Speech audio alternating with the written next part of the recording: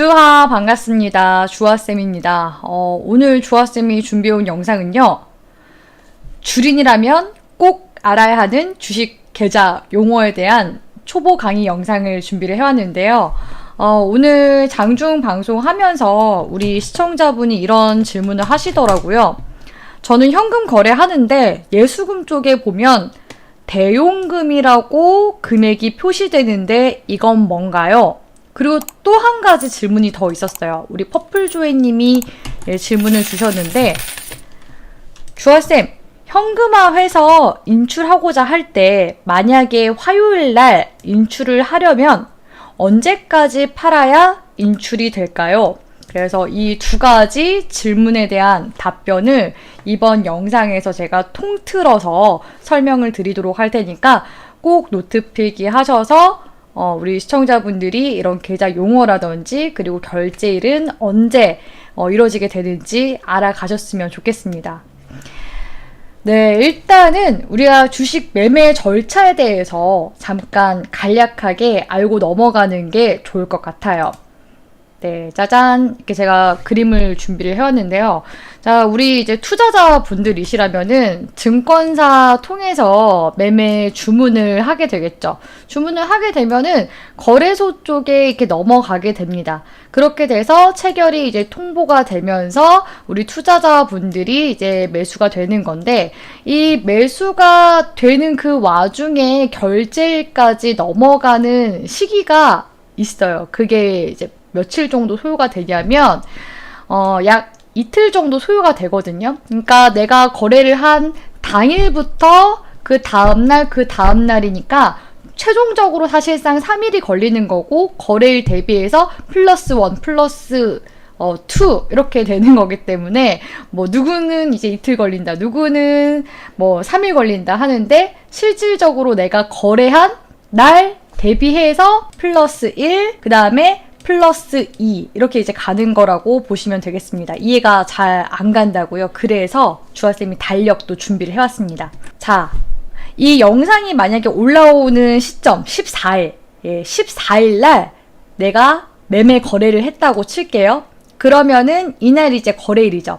그래서 거래일 1일, 그리고 거래일 2일, 그래서 이날이 결제일이 되는 겁니다. 그래서 내가 만약에 매도 주문을 14일날 하게 되면은 16일날 이제 결제가 되면서 내 돈이 들어오게 되는 거고, 매수 주문을 하게 되면은 언제까지 돈을 입금을 해야 되냐면 16일까지, 만약에 미수를 하거나 이랬을 때, 돈을 빌려가지고 매매를 하거나 그랬을 때 입금이 16일까지 이루어져야 된다는 거겠죠. 자, 여기까지 이해가 되셨을 거라고 생각을 합니다.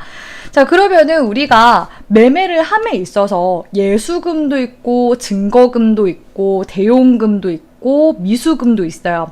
아마 우리 에스터키님이 물어보신 게 이런 부분일 것 같은데, 자, 아마 이거 보고서 얘기하셨을 것 같아요. 자, 여기 보시면은 예수금이 있고 그 다음에 대용금이 있죠. 자, 이 개념에 대해서 설명을 드리도록 할게요. 제가 예수금을 아까 전에 제가 적어놨는데 뭐라고 적어놨냐면, 예수금은 내 계좌에 입금되어 있는 현금을 의미합니다. 현금. 그래서 매매 결제 대금으로 사용이 아예 안 된 그냥 쎄삥인 거예요. 쎄삥. 내가 만약에 1,000만 원을 증권사에다가 계좌에다가 입금을 했어요. 그럼 그 입금 금액 된 자체가 예수금이다 라고 보시는 게 좋습니다. 자, 그러면 이 증거금은 무엇인가? 우리가 매매를 하다 보면요, 증거금을 볼 때가 있어요. 언제 만나냐면, 자, 삼성전자를 한번 정말 쉬운 예시로 들어볼게요. 여기 삼성전자 클릭하시면 증거금률이 얼마로 나와 있죠? 20% 정도로 나와 있습니다. 그리고 신용매매가 가능하죠. 신용보증금률이 45%예요. 근데 우리는 이제 신용 이거에 대해서 알아보는 게 아니라 지금 증거금에 대해서 알아보려고 하는 거잖아요. 자, 그러면 이 증거금은 무엇인가? 증거금 같은 경우에는요, 주식을 매매할 때 일정 비율에 따라 예탁해야 되는 일종의 보증금을 의미를 합니다. 그러니까 이거예요. 증권사 입장에서 좀 생각을 해봤을 때 처음부터 이 투자자 계좌에 아무런 돈이 없어요. 그러면은 당연히 매수 주문을 내주는 게 곤란하겠죠. 이 투자자를 뭔가 믿을 만한 증거가 없기 때문에. 그래서 증권사 쪽에서 매수 주문을 하려고 하면 최소한 이 정도의 돈은 있어야 합니다 라고 요구하는 게 증거금이다 라고 보시는 게 좋아요. 그러니까 내가 삼성전자의 주식을 100만 원어치 매수를 하고 싶은데 지금 있는 돈이 내가 예수금이 20만 원밖에 없어. 그래도 매수가 가능하다는 거예요. 왜냐면은 제가 아까 결제일 말씀드렸죠. 20만 원만 있어도 당장에 매수 주문을 넣을 수가 있습니다. 그러면은 결제일까지 그 이틀까지 내가 80만 원이라는 돈을 입금해서 전체적으로 총 100만 원을 채워 넣으면 되는 거거든요. 여기까지는 이해가 쉬울 거라고 생각을 합니다. 그러니까 내가 예수금 20만 원만 있어도 매수 체결은 되는데 이 결제일 이제 이틀 안에 80만 원이라는 그 돈을 입금해야 돼요. 그럼 그 80만 원에 대한 분이 미수금이 되는 거거든요. 그 미수금에 대한 부분은 제가 또 뒷부분에서 한 번 더 설명을 도와드리도록 하겠습니다. 자, 그리고 여기서 우리 에스터키님이 정말 궁금해 하셨던 대용금에 대한 설명도 도와드리도록 할게요. 이거죠. 네, 대용금. 대용금은 정말 말 그대로 대신 사용할 수 있는 돈을 의미를 합니다. 그러니까 내가 만약에 어떤 주식을 보유를 하고 있어요. 그러면은 그 주식을 돈처럼 사용할 수 있습니다. 그럼 어떻게 돈처럼 사용할 수 있냐? 이게 전일 종가를 기준으로 해서 약 70% 정도를 신용이나 미수로, 그러니까 사실 빌려서 하는 거거든요. 빌려서 사용할 수 있는 돈을 얘기를 하는 거예요. 그래서 만약에 내가 이 삼성전자라는 주식을 만약에 100만 원어치 가지고 있어요. 그러면은 종가 대비해서 70% 정도 가까이 내가 대용금을 쓸 수 있다 그랬죠. 근데 삼성전자 주식을 내가 100만 원 가지고 있으면 그에 해당하는 70만 원어치를 내가 돈을 이렇게 빌려서, 주식을 빌려서 미수로 쓸 수 있다는 얘기입니다. 그래서 예를 들면은 또 예수금이랑 대용금만 또 활용해서 매매를 하는 경우도 있어요. 그게 어떤 경우냐면 종목별로 증거금률이 각각 다르거든요. 이거는 증권사별로도 다릅니다. 그래서 그걸 확인해 보세요.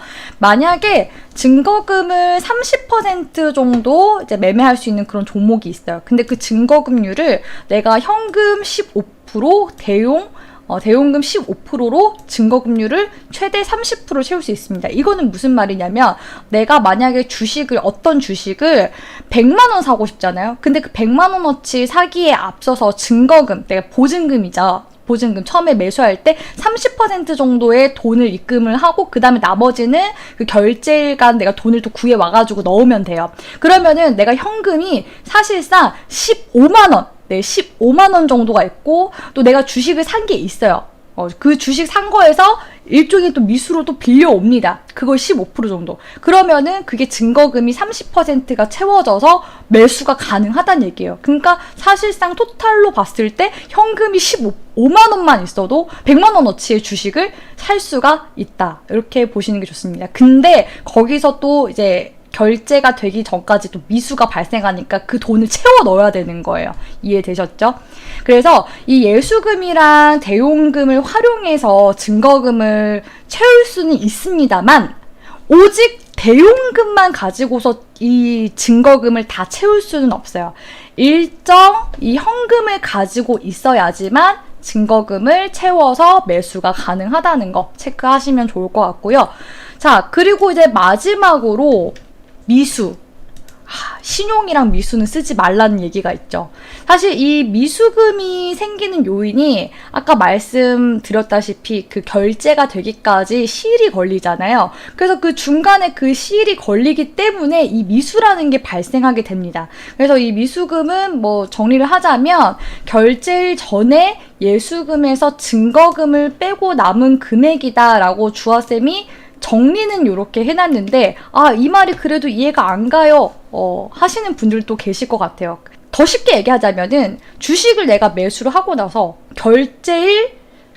결제일까지 이 결제 자금을 내가 계좌에다가 입금을 시키지 않아 생기는 금액이 미수금이 되는 거거든요. 그러니까 내가 아까 삼성전자를 100만 원어치 사려고 해서 그 거래일에 100만 원어치 매수 주문했고 증거금 20만 원어치는 있어요. 근데 80만 원을 내가 결제일까지 입금을 해야 된다 그랬죠. 그럼 그 80만 원 분이 미수금이 생기는 거예요. 미수금. 그래서 내가 계좌에 오롯이 100만 원이 있는 상황에서 100만 원어치 주식을 매수하면 상관은 없는데 없는 상태에서 매수를 하게 되면 이런 미수금이 발생할 수 있다는 얘기겠죠. 그래서 만약에 이 상환일 내가 이제 결제일 때 제대로 납부를 하지 못하게 되면 그 다음날 주식이 강제로 일괄 매도 처리가 됩니다. 그게 반대 매매예요. 그리고 반대 매매 같은 경우에는 동시호가의 가장 제일 밑에 아래 금액으로 팔리기 때문에 사실상 동시호가에서의 하한가를 맞을 수 있다. 이런 개념으로 인식을 하시는 게 좋을 것 같고요. 만약에 반대 매매가 또 나갈 경우에는 한 달 동안 미수금을 활용한 거래가 아예 불가능하게 됩니다. 그래서 만약에 미수금을 채우지 못할 것 같으면 그 결제일에 내가 만약에 20만 원 채웠잖아요. 그 80만 원에 해당하는 주식을 그냥 매도를 하는 게 좋겠죠. 그리고 만약에 이런 일들을 내가 사전에 방지를 하고 싶다. 모르고 나는 내가 가지고 있는 예수금은 100만 원밖에 없는데 주식 매수가 200만 원어치 300만 원어치 되네? 하고서 그냥 무턱대고 매수하시는 분이 있어요. 사이버머니처럼. 그게 초보자분들이 가장 많이 하는 실수 중 하나거든요. 이런 이제 미수에 대한 개념이 없어서 수도결제에 대한 개념이 없어서 그냥 이제 매수를 증거금 20, 30짜리 그냥 매수하다가 그렇게 나도 모르게 신용 미수를 써서 매매를 하는 경우가 생겨요. 그래서 그런 거를 방지하는 방법이 있습니다. 이거는 키움증권 기준으로 제가 말씀을 드리는 건데요. 0398, 코드명 0398입니다. 계좌 증거금률 변경 등록. 이거를 꼭 계좌 만들자마자 그냥 하세요. 신용 미수 나는 무서워서 절대 할 생각이 없고 앞으로도 할 생각이 없습니다 하시는 분들 무조건 이거 설정해 주세요. 그래서 0398 들어가셔서 여기 이제 선택 마지막 있죠. 현금 100. 이거 대용 우리 아예 쓰지 않을 거잖아요. 주식 빌려가지고 매매하지 않을 거잖아요. 그러니까 요 마지막 거 그렇게 해서 내가 오롯이 현금으로만 매매하겠다 이렇게 설정을 해두시면 되겠습니다. 자, 오늘 정말 우리 주린이 분들이 결제 언제 하는지 잘 몰라가지고 이제 물어보시는 분들도 계시고 하셨어요. 이제 좀 어느 정도 개념이 좀 인식이 되셨을 거라고 생각이 드는데 다시 한 번 더 이렇게 정리하시라고 제가 메모장 띄워드리도록 할 테니까 한 번 더 확인하시고 매매하실 때 도움이 되셨으면 좋겠습니다. 네, 오늘의 영상이 도움이 되셨다면 구독과 좋아요 버튼 꾹 눌러주시고요. 주아쌤은 다음 초보 강의 영상 통해서 뵙도록 하겠습니다. 안녕!